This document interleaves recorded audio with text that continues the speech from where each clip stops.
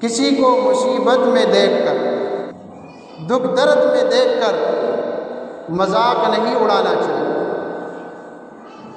بلکہ قرآن مجید کی اس آیت کے مطابق وَتَعَاوَنُوا پر عمل کرتے ہوئے تعاون کرنا چاہیے۔ شاعر کہتا ہے درد دل کے واسطے پیدا کیا انسان کو، ورنہ طاعت کے لیے کچھ کم نہ دے کر روبیاں۔ السلام علیکم ورحمۃ اللہ وبرکاتہ۔ ان الحمد للہ نحمده ونستعینه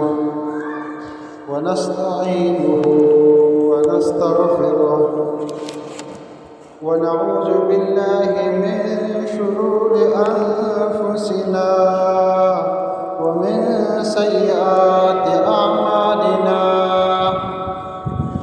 من يهده الله فلا مضل له ومن يضلل فلا هادي له، وأشهد أن لا إله إلا الله وأشهد أن محمدًا عبده ورسوله۔ يا أيها الذين آمنوا اتقوا الله حق تقاته ولا تموتن إلا وأنتم مسلمون۔ يا أيها الناس اتقوا ربكم الذي خلقكم من نفس واحدة وخلق منها زوجها وبث منهما رجالا كثيرا ونساء، واتقوا الله الذي تساءلون به والأرحام، إن الله كان عليكم رقيبا۔ يا أيها الذين آمنوا اتقوا الله وقولوا قولا سديدا يصلح لكم أعمالكم ويغفر لكم ذنوبكم، ومن يطع الله ورسوله فقد فاز فوزا عظيما۔ أما بعد فإن خير الكلام كلام الله، وخير الهدي هدي محمد صلى الله عليه وسلم، وشر الأمور محدثاتها، وكل محدثة بدعة، وكل بدعة ضلالة، وكل ضلالة في النار۔ أما بعد فأعوذ بالله السميع العليم من الشيطان الرجيم، وتعاونوا على البر والتقوى ولا تعاونوا على الإثم والعدوان، واتقوا الله إن الله شديد العقاب۔ ہر قسم کے حمد و ثنا، تعریفات، تحمیدات، کبریائی، بڑائی، بزرگی اللہ وحدہ لا شریک کے لیے ہے، جو تنہا اس کائنات کا خالق ہے، مالک ہے، رازق ہے، وحدہ لا شریک ذات ہے، اپنی ذات اور اپنی تمام صفات میں لا شریک ہے۔ انسانوں اور جنوں کی ہدایت کے لیے آسمان سے کتابیں نازل فرمائی ہے، اور اپنے پیارے بندوں کو رسول بنا کر بھیجا ہے۔ کتابوں کا سلسلہ قرآن مجید فرقان حمید پر مکمل فرمایا ہے، اور رسولوں کا سلسلہ ہمارے اور آپ کے پیارے پیغمبر محمد الرسول اللہ صلی اللہ علیہ وآلہ وسلم پر مکمل فرمایا ہے۔ اللہ تعالیٰ کی حمد و ثنا کے بعد بے شمار لا تعداد درود و سلام ہو محسن انسانیت، ہادی عالم، امام اعظم، امام الانبیاء محمد الرسول اللہ صلی اللہ علیہ وآلہ وسلم۔ مختصر حمد و صلوات کے بعد عزیز سامعین کرام، گزشتہ جمعہ خدمت خلق کے حوالے سے مختصر بیان ہوا تھا۔ آج اسی موضوع کو انشاءاللہ آگے بڑھائیں گے کہ خدمت خلق کی اہمیت کتنی زیادہ ہے اور اس کی کس قدر ضرورت ہے، اس کے فضائل کیا کیا ہیں۔ سورۃ المائدہ سے میں نے آپ کے سامنے آیت نمبر 2 سے تلاوت کی ہے، تو اس میں اللہ رب العالمین نے انسانوں کو، مسلمانوں کو آپس میں ایک دوسرے سے نیکی اور تقوی کے کاموں میں تعاون کرنے کا حکم فرمایا ہے۔ وَتَعَاوَنُوا عَلَى الْبِرِّ وَالتَّقْوَىٰ، نیکی کے جو کام ہو، بھلائی کے جو کام ہو، خیر کے جو کام ہو، انسانوں اور معاشرے کی فلاح و بہبودی کے لیے جو کام ہو، پرہیزگاری کے جو کام ہو، ان کاموں میں ایک دوسرے سے تعاون کیا کرو۔ وَلَا تَعَاوَنُوا عَلَى الْإِثْمِ وَالْعُدْوَانِ وَاتَّقُوا اللَّهَ، اور گناہ اور ظلم و زیادتی کے کاموں میں ایک دوسرے سے تعاون نہ کیا کرو اور اللہ سے ڈرو۔ ان اللہ شدید العقاب، کیونکہ اللہ کا عذاب بڑا سخت ہے۔ اس میں کوئی شک نہیں کہ عذاب الہی بہت شدید ہے۔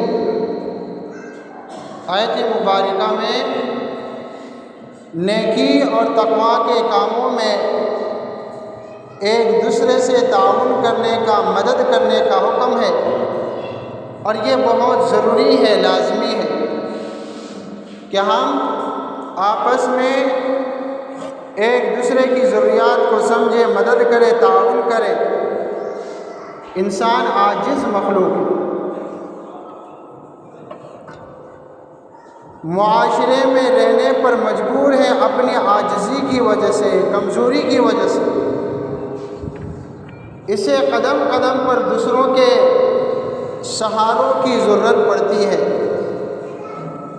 مال و دولت کی وسعتوں کے باوجود انسان کیا ہے؟ ایک دوسرے کا محتاج۔ اسی لیے تو آپس میں تعاون کا اللہ رب العالمین نے حکم دیا ہے، اور اس کی شدید ضرورت پڑتی ہے۔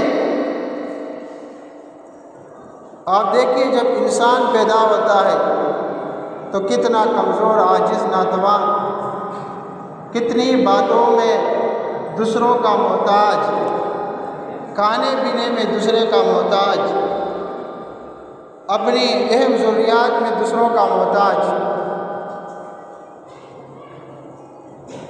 اور پھر جب یہ لمبی عمر کو پہنچتا ہے تب بھی کیا ہے؟ دوسروں کا محتاج۔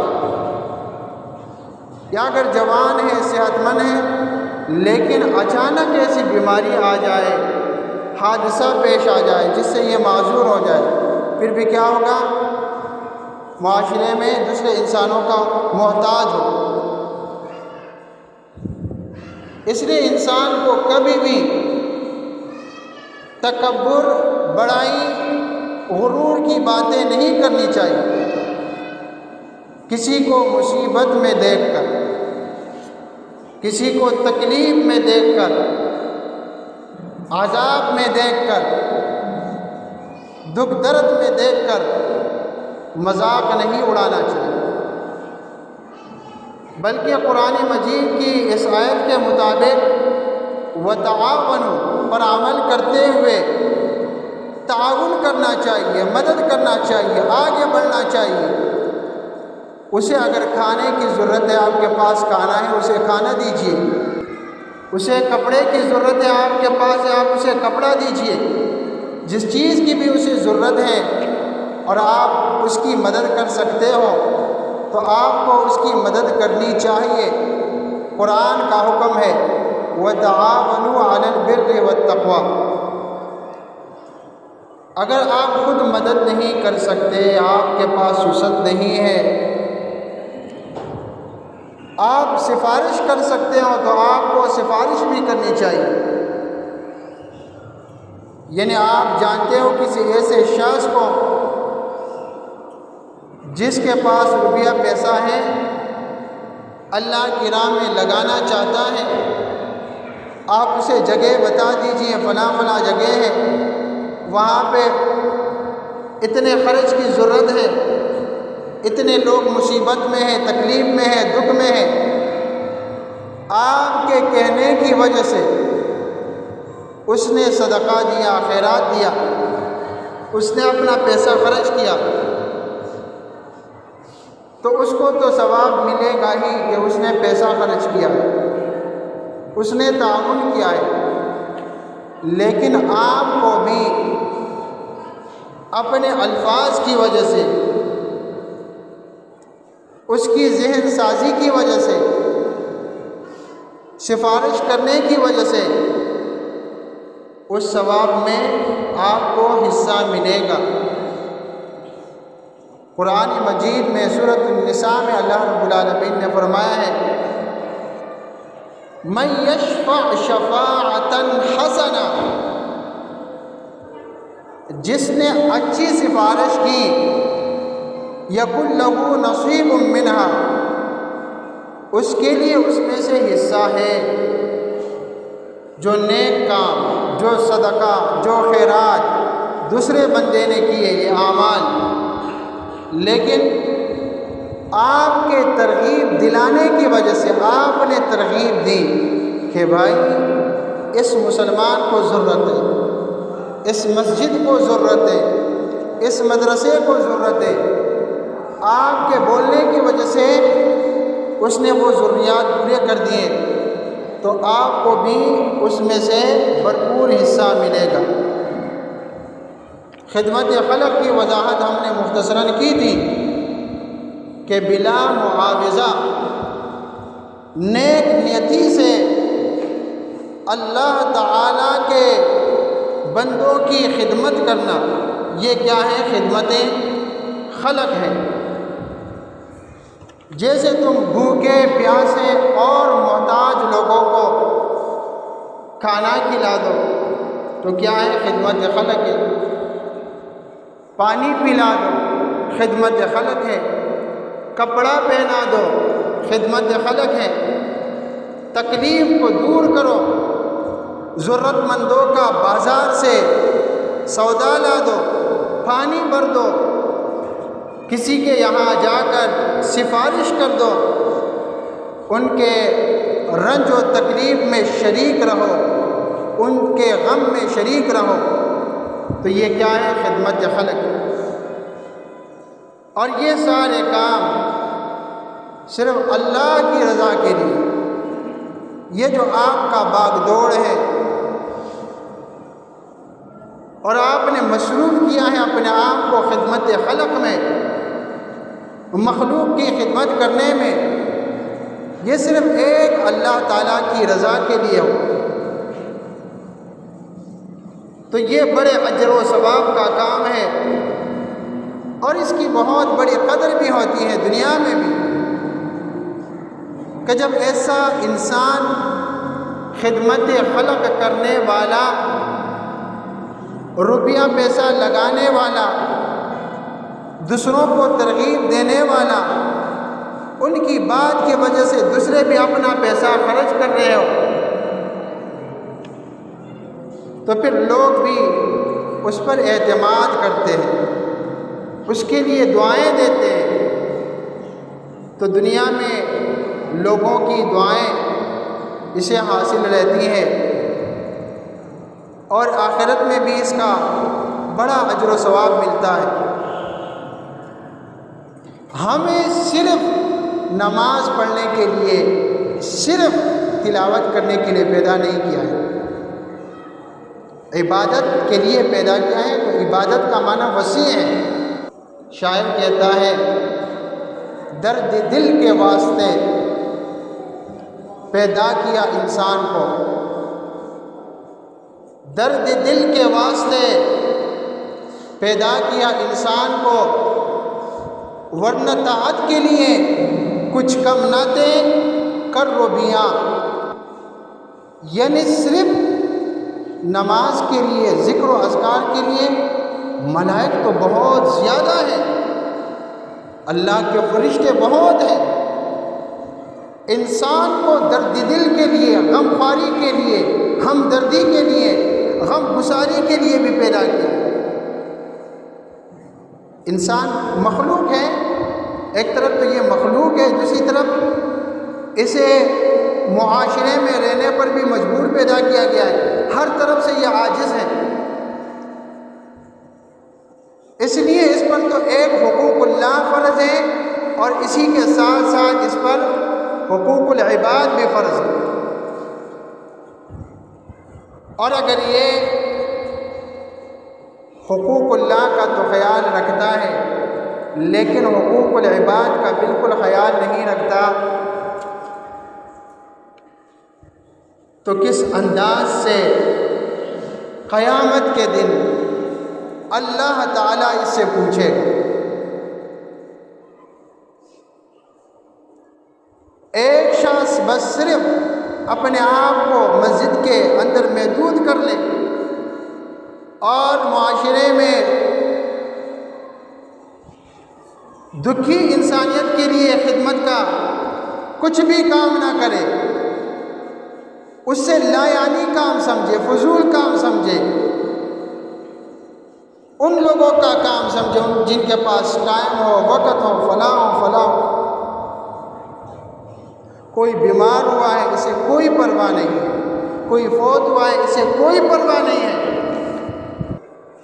سیلاب آیا ہوا ہے اسے کوئی پرواہ ہی نہیں ہے، کوئی دکھ نہیں ہے، کوئی غم نہیں ہے۔ ایسے شخص سے اللہ رب العالمین کس طرح سوال کرے؟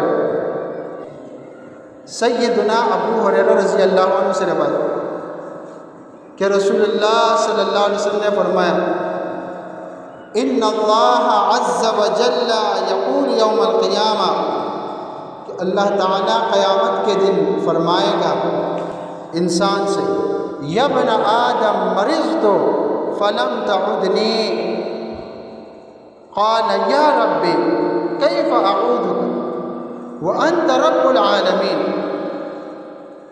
اللہ فرمائے گا یا ابن آدم مرضت فلم تعدنی، آدم کے بیٹے میں بیمار ہوا تھا، آپ نے میری عیادت کیوں نہیں کی تھی؟ اللہ اپنے بندے سے کہے گا، کیونکہ انسان جب جتنی مشکل میں پھنستا ہے، دکھ درد میں، تو اس کا تعلق کس سے بنتا ہے؟ اللہ سے۔ مشکلات میں، دکھ درد میں اسے یہ بات بخوبی معلوم ہو جاتی ہے کہ اب مجھے نہ صدر بچا سکتا ہے، نہ وزیر اعظم بچا سکتا ہے، نہ بھائی بچا سکتا ہے، مجھے بچانے والا صرف ایک اللہ ہے، اس کا تعلق اللہ سے ہوتا ہے۔ تو جب کوئی شخص غم میں مبتلا ہو، دکھ درد میں مبتلا ہو، شدید بیماری میں ہو، اس کے دل کا تعلق اللہ سے ہوتا ہے، اور ایسے شخص کی عیادت کے لیے جو شخص جائے گا، اس کی عیادت کرے گا تو وہ اپنا اجر و ثواب پائے گا۔ جو جانتے ہوئے بھی نہ جائے اپنے بھائی کی عیادت کے لیے، اللہ اسے یہ نہیں کہے گا کہ آپ کا بھائی بیمار ہوا تھا، بڑا بھائی بیمار ہوا تھا، چھوٹا بھائی بیمار ہوا تھا، پڑوسی بیمار ہوا تھا، آپ عیادت کے لیے کیوں نہیں گئے؟ اللہ فرمائے گا مرضت فلم تعدنی، آدم کے بیٹے میں بیمار ہوا تھا، آپ نے میری عیادت کیوں نہیں کی؟ قال یا رب، وہ کہے گا رب العالمین، اے میرے رب، کیف اعودک، میں کس طرح تیری عیادت کرتا، وانت رب العالمین، تو تمام جہانوں کا پروردگار ہے، رب العالمین ہے۔ قال اما علمت، اللہ فرمائے گا کیا تجھے یہ علم نہیں ہوا تھا، کیا تجھے یہ بات نہیں پہنچی تھی، ان عبدی فلانا مرض، کہ میرا فلاں بندہ بیمار ہوا تھا، فلم تعدہ، تو نے اس کی عیادت کیوں نہیں کی تھی؟ اما علمت انک لو کنتہ لوجدتنی عندہ، کیا تجھے یہ بات معلوم نہیں تھی کہ جو آپ اس کی عیادت کے لیے جاتے تو مجھے وہاں پا لیتے؟ اور اللہ تعالیٰ اس انسان سے پوچھے گا کہ جو بھوکے کو کھانا نہیں کھلاتے، باوجود وسعت کے اسے پتہ ہے اب اس انسان کو میری ضرورت ہے، لیکن یہ اپنے تکبر میں ہے، گھمنڈ میں ہے، اپنی زندگی میں مست ہے۔ یا ابن آدم استطعمتک فلم تطعمنی، اے آدم کے بیٹے میں نے تجھ سے کھانا مانگا تھا، تو نے مجھے کھانا کیوں نہیں دیا تھا؟ قال یا ربی، وہ شخص کہے گا میرے رب، وکیف اطعمک، میں تجھے کیسے کھانا کھلا سکتا ہوں؟ وانت رب العالمین، تو تمام جہانوں کا پروردگار ہے، پالنے والا ہے۔ قال اما علمت، اللہ فرمائے گیا کیا تجھے یہ بات معلوم نہ تھی انہ استطعمک عبدی فلانا، کہ اگر تو میرے اس فلاں بندے کو جو مصیبت میں، دکھ درد میں، بھوکا پیاسا تھا، اسے آپ کھانا کھلاتے، لوجدت ذلک عندی، تو اپنا کھانا پھر یہاں قیامت میں میرے پاس پاتے، اپنے دکھی بھائیوں کے لیے یہاں سے آپ کھانا بیچتے یا جا کر کھانا کھلاتے، وہ کھانا تمہیں قیامت کے دن یہاں ملتا۔ یا ابن آدم، اے آدم کے بیٹے، استسقیتک فلم تسقنی، میں نے پانی مانگا تھا تو نے مجھے پانی کیوں نہیں دیا تھا؟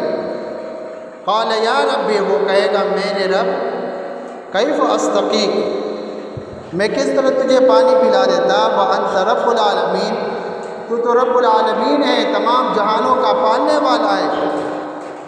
قال استسقاک عبدی فلان فلم تسقہ، جسے تو نے پانی نہیں پلایا ہے اگر تو نے اسے پانی پلا دیتا، وجدت ذلک عندی، تو وہ یہاں پا لیتا۔ جو بھی آپ خرچ کرتے، آپ پیسہ خرچ کرتے، آپ کپڑے بیچتے، آپ کھانا بیچ دیتے، آپ پانی بیچ دیتے، تو جو بھی چیز آپ خرچ کر دیتے وہ چیز آپ کی کبھی ضائع نہ ہوتی، وہ یہاں آپ کو مل جاتی، پا لیتے، لیکن آپ نے اس طرح نہیں کیا۔ عزیز سامعین اکرام، اس حدیث مبارکہ سے یہ واضح ہوا کہ مخلوق کی خدمت کرنا خالق کی خدمت کرنے کے زمرے میں آتا ہے۔ جس طرح اللہ تعالیٰ کی عبادت کرنا دین ہے، اسی طرح بندوں کی خدمت کرنا بھی دین ہے۔ جس طرح آپ نماز کے لیے آتے ہیں کہ پنکھے کے نیچے نماز پڑھتے ہیں، قرآن کی عبادت کرتے ہیں، دین ہے نا، تو یہ سوچ کر کہ اس کا بل بھی آئے گا، پیسہ دینا بھی کیا ہے؟ دین ہے۔ ان سب چیزوں کے بارے میں اللہ رب العالمین پوچھے گا قیامت کے دن۔ اللہ نے انسان کو عقل دی ہے، شعور دیا ہے، اسے سوچنے سمجھنے کی صلاحیت دی ہے۔ ایک حدیث مبارکہ میں یہاں تک آیا ہے، لیس المؤمن الذی یشبع وجارہ جائع، وہ شخص مومن نہیں جو خود تو پیٹ بھر کر سویا ہو اور اس کے پڑوس میں اس کا پڑوسی بھوکا رات گزار رہا ہو۔ ایک حدیث مبارکہ میں آیا ہے کہ رحم کرنے والوں پر رحمان رحم کرتا ہے۔ تم اہل زمین پر مہربانی کرو، اللہ رب العالمین عرش برین سے تم پر مہربان ہو۔ جس طرح شاعر نے کہا ہے، کرو مہربانی تم اہل زمین پر، خدا مہربان ہوگا عرش بری پر۔ اور شیخ سعدی نے کیا کہا ہے، کہ نیکی کر اور اپنی اس زندگی کو غنیمت جان، اس سے پہلے کہ اعلان ہو جائے کہ فلاں اب نہیں رہا، فلاں دنیا سے فوت ہوا، فلاں کا اب جنازہ ہے، اس اعلان سے پہلے نیکی کرو۔ یہ نیکی، ہمدردی، غم گساری، دوسروں کی خدمت کرنا، یہ آپ کے کام آئے گا۔ درد دل کے واسطے پیدا کیا انسان کو، ورنہ طاعت کے لیے کچھ کم نہ تھے کمر روپیہ۔ اللہ رب العالمین سے دعا ہے کہ اللہ رب العالمین ہمیں عبادات کرنے کے ساتھ ساتھ خدمت خلق کرنے کی توفیق عطا فرمائے۔ اللہ رب العالمین ہمیں دنیا اور آخرت میں اپنی آزمائشوں سے بچائے۔ اللہ رب العالمین ہمیں دنیا اور آخرت کی بھلائیاں نصیب فرمائے۔ اللہم ربنا آتنا فی الدنیا حسنہ وفی الآخرۃ حسنہ وقنا عذاب النار، آمین برحمتک رحمتک۔